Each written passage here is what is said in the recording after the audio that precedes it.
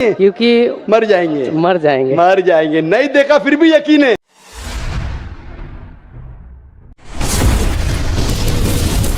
अस्सलामुअलैकुम वरहमतुल्लाहि वबरकातुहू। आज जो हमने वीडियो देखनी है वो डॉक्टर जाकिर नाइक की, जिनकी वीडियो के थंबनेल पर लिखा हुआ है कि जन्नत और जहन्नम को किसी ने क्यों नहीं देखा। और ये बात कि जन्नत भी है और जहन्नम भी है, ये बात सच है या नहीं, तो इन सारी बातों का जानना हर मुसलमान के लिए बहुत ज़रूरी है। तो ये बग़ैर टाइम ज़ाय किए बगैर इन बातों को जानते हैं और अपने इल्म में बेशुमार इजाफ़ा करते हैं। कि मरा हुआ तो बता नहीं सकता और जिंदे को पता नहीं है, फिर स्वर्ग और नरक की खोज किसने की? नरक और स्वर्ग की खोज किसने की? हाँ। आपने महाराणा प्रताप को तो देखा होगा अपनी आंखों से। आपसे मिले हैं महाराणा प्रताप? नहीं, किताबों में मिले हैं। किताबों में मिले हैं? जैसे आपको महाराणा प्रताप किताबों में मिले हैं, वैसे स्वर्ग नरक वेद पुराणों में मिले हैं। अब आप किताबों में लिखे महाराणा प्रताप को मानते हैं कि नहीं? हाँ, उसी प्रकार स्वर्ग नरक हमने किसी ने देखा नहीं, मानते हैं इतिहास सबसे बड़ा गवाह होता। उसी प्रकार वेद पुराणों से बड़ा कोई गवाह हो नहीं सकता। वो गवाह है इस बात के कि जो लिखा है इसलिए लिखा। फिर पुराणों में भी किसी ने तो ढूंढा होगा उसको। अच्छा, सवाल तो बहुत अच्छा कर रहा है। वेद पुराणों को किसने लिखा? स्वयं वेद व्यास जी, भगवान नारायण ही व्यास जी के रूप में अवतरित हुए। हमको लगता है कि ऐसा कुछ नहीं है, क्योंकि अगर स्वर्ग और नर्क है तो कौन देखा है, कौन जाके आया है और कहाँ पर है वो? अगर कोई गया है, किसने बोला है? ये तो और ही मेरा अजीब माथा सवाल है। काम नहीं करता है, कहाँ है? मुझे कभी कभी लगता है कि ना भगवान है ना खुदा है। अगर नहीं भी माने फिर भी वो हमें सब कुछ देगा। क्यों हम लोग वेट करते हैं हिंदू मुसलमान बनने के लिए? ऐसा लगता है हमें। तो हमको बहुत जानकारी अभी बाकी है, हम जानना चाहते हैं। कि मैं कभी सोचता हूँ कि खुदा है क्या नहीं है, क्यों लोग आपस में झगड़ते, स्वर्ग है क्या नहीं है, किसने देखा स्वर्ग है क्या नहीं है, तो क्या करना क्या जानना। भाई साहब आपने कभी किसी को 10 मारने से खुद ही मारते देखा? भाई साहब नहीं देखा तो 10 मारने से खुद ही मारेंगे? मारो खुद ही ना। क्यों नहीं मारेंगे? क्यों नहीं मारेंगे? क्योंकि मर जाएंगे। मर जाएंगे। मर जाएंगे। नहीं देखा फिर भी यकीन है। आपने किसी को मरते हुए देखा? 10 मारने से खुद ही मारते हुए? नहीं सर। सुना सिर्फ ना?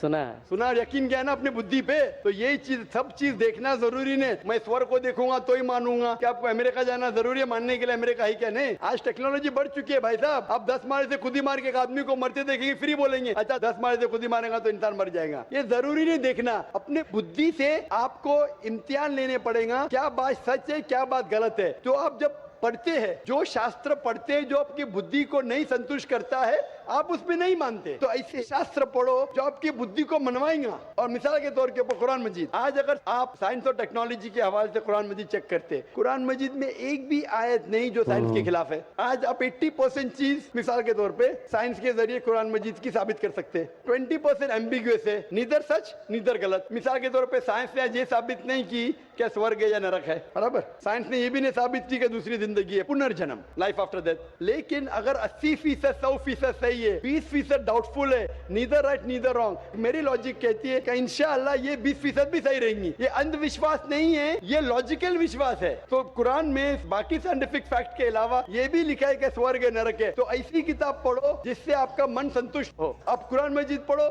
इंशाअल्लाह आपको यकीन आएगा स्वर्ग और नरक में। आप आके कुरान मजीद ले सकते हो भाई साहब। सर, स्वामी विवेकानंद बोलते हैं कि स्वर्ग और नर्क अपना दिल में है, तो ये कैसे बोल दिया? ये बहुत बड़ा पंडित है। स्वामी विवेकानंद के खुदा है क्या? आप वेद की बात मानेंगे, स्वामी विवेकानंद की बात मानेंगे? सर, हम लोग यंग तो बहुत उसको फॉलो करते हैं। अगर कोई आदमी ने गलत किया, इंसान गलती कर सकता है क्या? नहीं। इंसान गलती कर सकता है क्या? नहीं कर सकता है सर। कर सकता है। तो कोई इंसान कुछ चीज कहता है, आपको देखने पड़ेगा वो सही है क्या गलत है। मैं भी इंसान हूँ, मैं भी गलती कर सकता हूँ। गलती क्या तो बोलूंगा सॉरी भाई, इंसान हूँ गलती कर सकता हूँ। कर सकते क्या? नहीं। तो अगर स्वामी विवेकानंद वेद के खिलाफ बात करे तो उसकी बात मत मानो। जो बात वो वेद के मुताबिक करते वो बात मानो। आप समझ रहे? मेरा भी कोई जुमला मिला जो कुरान के खिलाफ है, मेरे जुमले को भी फेंक दो ना। स्वामी विवेकानंद दूर की बात है, मैं अगर कुछ कुरान और सही हदीस के खिलाफ बोल रहा हूँ तो मेरी बात भी मत मानो। मेरा 2 स्टैंडर्ड नहीं, मेरा डबल स्टैंडर्ड है, 1 स्टैंडर्ड है। जो खुदा ने बोला, खुदा की किताब को मानो, उसके ऊपर अमल करो। लोग अक्सर आपको खुदा की किताब से दूर लेके जाते। मैं यहाँ आया हूँ लोग को खुदा की किताब के नजदीक लेके आने के लिए। रास्ता चाहे अलग अलग हो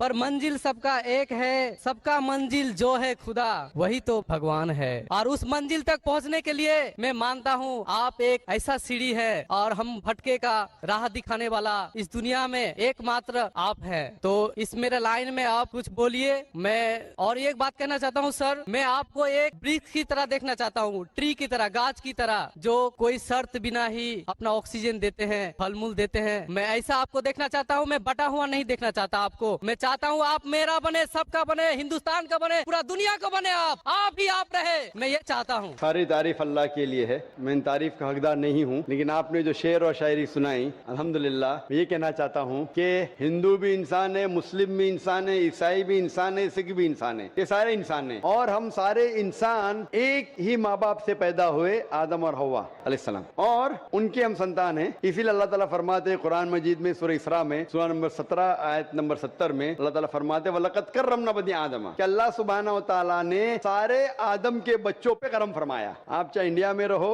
या पाकिस्तान में या सऊदी अरेबिया में या यूएसए में या यूके में, चाहे आप मुसलमान के घर में पैदा हो या हिंदू के घर में या ईसाई के घर में या सिख के घर में, अल्लाह ताला ने सारे बनी आदम पे करम फरमाया। लेकिन आपने कहा कि चाहे कुरान पढ़ो या वेद पढ़ो, वेद पे अमल करो, कुरान पे अमल करो। अभी जैसे मैंने कहा कि जैसे जैसे जमाना गुजरता गया, जितने धार्मिक किताब है, इन सारी धार्मिक किताबों में कुरान को छोड़ के तब्दीली आने लगी। और इन धार्मिक किताबों के स्कॉलर्स को आप पूछेंगे, चाहे वो वेद के स्कॉलर्स हो, चाहे महाभारत के स्कॉलर्स हो, चाहे बाइबल के स्कॉलर्स हो, वो कहेंगे कि वक्त के दौरान इसमें काफी इंटरपोलेशन आने लगा। तो अभी हम कैसे जाने क्या सच है क्या हक है? मिसाल के तौर पे अगर मैं आपको एक ग्लास दूंगा पानी का, साफ ग्लास, साफ सुथरा, उसमें एक कतरा मैं गटर का पानी डालूंगा आपके सामने, आप वो पानी को पीएंगे और घोलूंगा तो नजर ही नहीं आएगा। एक कतरा डालूंगा गटर का पानी, नजर आएगा घोलने के बाद? नहीं। आपको जब पता है कि एक कतरा गटर का पानी, तो पिएंगे? नहीं सर। हाँ के नहीं? नहीं सर। हाँ के नहीं?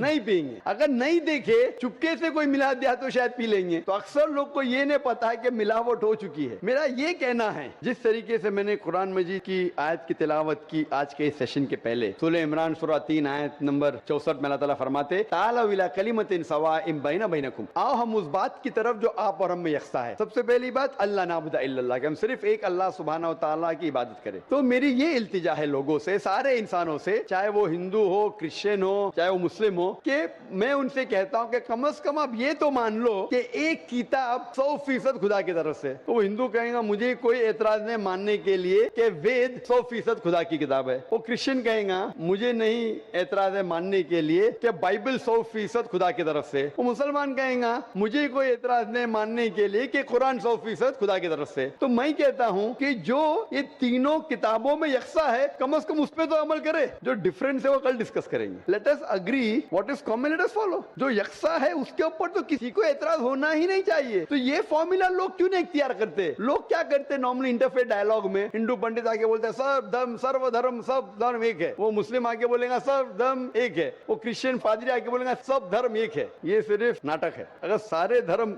एक है तो मैं हिंदू से कहूंगा अगर सब धर्म एक है तो मुसलमान बन जाओ। पंडित बोलेगा नहीं। वो क्रिश्चियन से कहूंगा सब धर्म एक है तो फादर को बोलूंगा अब हिंदू क्यों नहीं बन जाते? मैं ये नहीं कहता हूं सब धर्म एक है, सब धर्म में अच्छाई है। जो यकसा है उसके ऊपर अमल करो, जो यकसा नहीं है उसको डिस्कस बाद में करेंगे। कम से कम जो यकसा है उसके ऊपर तो अमल करे, इसमें किसी को एतराज नहीं होना चाहिए। मैं कभी भी तकरीर में बाकी धर्म की गलतियां नहीं निकालता हूं, उनकी अच्छाइयां पेश करता हूं। जो यकसानियत है उसको दिखाता हूं मैं, अनलेस कोई डिबेट में मुझे मजबूर करे तो अलग बात है। लेकिन अक्सर मैं धर्म की अच्छाइयां बयान करता हूं और जो यकसानियत है उसके ऊपर अमल करने के लिए कहता हूं। इसीलिए मैं कहता हूं अगर Christian means a person who follows the teachings of Jesus Christ peace be upon him, अगर ईसाई अब उसे कहते हैं जो ईसा अलैहिस्सलाम का कहना मानता है, तो मैं कहता हूं मैं और हम मुसलमान ईसाइयों से ज्यादा ईसाई है, ईसाइयों से ज्यादा ईसाई है। क्योंकि अगर आप बाइबल पढ़ेंगे ईसा अलैहिस्सलाम क्या फरमाते हैं, हम मुसलमान उसके ऊपर ज्यादा अमल करते हैं। बाइबल में लिखा है कि ईसा अलैहिस्सलाम फरमाते हैं कि एक भी चीज अगर आप ओल्ड टेस्टामेंट की नहीं मानेंगे तो आप जन्नत में नहीं जाएंगे। बाइबल में लिखा है बुक ऑफ लेविटिकस में कि आप सूअर का गोश्त मत खाओ। Book of Deuteronomy chapter number 14 verse number 8 में, book of Isaiah chapter number 65 verse number 2 से 5 में लिखा है सूअर का गोश्त मत खाओ। हम मुसलमान नहीं खाते लेकिन अक्सर ईसाई खाते। बाइबल में लिखा है बुक ऑफ एफिसियंस में चैप्टर नंबर 5 वर्स नंबर 18 में कि आप शराब मत पियो। Book of Proverbs chapter number 20 verse number 1 में क्या शराब नहीं पीना चाहिए। हम मुसलमान शराब नहीं पीते, अक्सर ईसाई शराब पीते। बाइबल में लिखा है Gospel of Luke chapter number 2 verse number 21 में पढ़ेंगे ईसा अलैहिस्सलाम का खतना किया गया था 8 दिन पे। मुसलमान की खतना होती है लेकिन अक्सर ईसाई की खतना नहीं होती। तो अगर आप देखेंगे कि ईसाई का मतलब वो कि जो ईसा अलैहिस्सलाम का कहना मानते मानता है, तो आप बाइबल पढ़ेंगे तो आप जानेंगे मुसलमान ईसाई से ज्यादा ईसाई है। उसी तरीके से आप हिंदू की किताब अगर पढ़ेंगे, हिंदू मानी क्या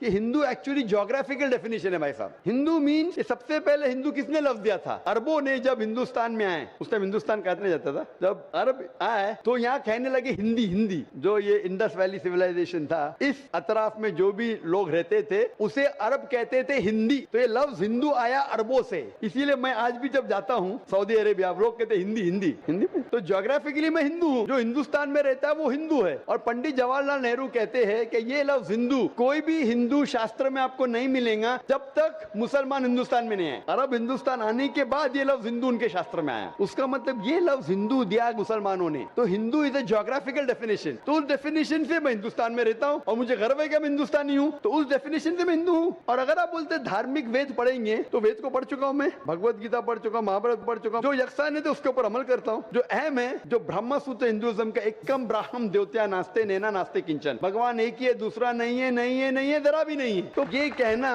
मंजिल एक है और रास्ते अलग है, मंजिल एक है लेकिन रास्ते अलग है, ये कह रहे हैं। मैं कहता हूँ कि मंजिल अगर एक है, अगर आपको जाने का है, किधर भी जाने का है तो एक डायरेक्शन ही रहेगा ना। फिर चाहे आप ट्रेन से जाओ, चाहे बस से जाओ, चाहे प्लेन से जाओ, दिशा लेकिन एक होना चाहिए। आपकी दिशा ही गलत है तो पहले मंजिल को तो तलाश करो। मंजिल क्या है पहले वो तो जान लो। तो सारी धार्मिक किताब में मंजिल एक ही है कि खुदा एक है, उस खुदा का कोई अक्स नहीं है और सिर्फ उस खुदा की इबादत करना चाहिए। और सारी किताबों में, चाहे बाइबल हो, चाहे वेद हो, कुरान में लिखा है कि आखिरी पैगंबर जो आपको रास्ता दिखाएंगे मोहम्मद सल्लल्लाहु अलैहि वसल्लम में। बाइबल आप पढ़ेंगे, बाइबल में लिखा है गॉस्पेल ऑफ जॉन में चैप्टर नंबर 16 में वर्स नंबर 12 से 14 में ईसा अलैहिस्सलाम फरमाते हैं, I have many things to say unto you but ye cannot bear them now, for he when the spirit of truth shall come he shall guide you into all truth, he shall not speak of himself, all that he hears shall he speak। यहाँ ईसा अलैहिस्सलाम कहते हैं कि मुझे आपको बहुत कुछ कहना है लेकिन आज आप समझ नहीं पाएंगे। जब वो शख्स आएगा, he when the spirit of truth shall come he shall guide you into all truth, वो जब आएंगे वो आपको सच्चा रास्ता दिखाएंगे और वो अपने आप से कुछ नहीं कहेंगे, जो उन्हें वही नाजिल होंगी वही कहेंगे और वो मेरी तारीफ करेंगे। ये शख्स जिसने ईसा अलैहिस्सलाम की तारीफ की, मोहम्मद सल्लल्लाहु अलैहि वसल्लम में कुरान मजीद में ईसा अलैहिस्सलाम का जिक्र है, 25 बार नाम से जिक्र है ईसा अलैहिस्सलाम का। तो बाइबल में भी लिखा है कि आखिरी पैगंबर जो आने वाले मोहम्मद सल्लल्लाहु अलैहि वसल्लम है। तो मैं ये कहता हूँ सारे इंसानों से कि आप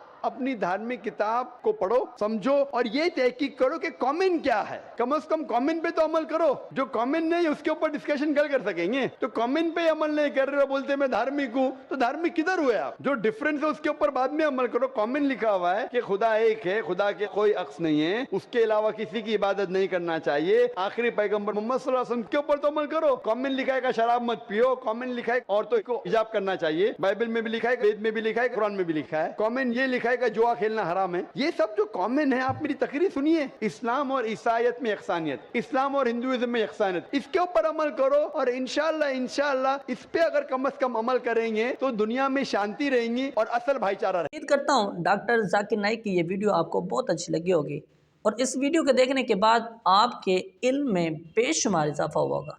तो इस तरह की मज़ीद वीडियो देखने के लिए आप इस चैनल का ज़रूर विज़िट करें। तो अगली वीडियो में मिलते हैं, तब तक के लिए अल्लाह हाफिज़।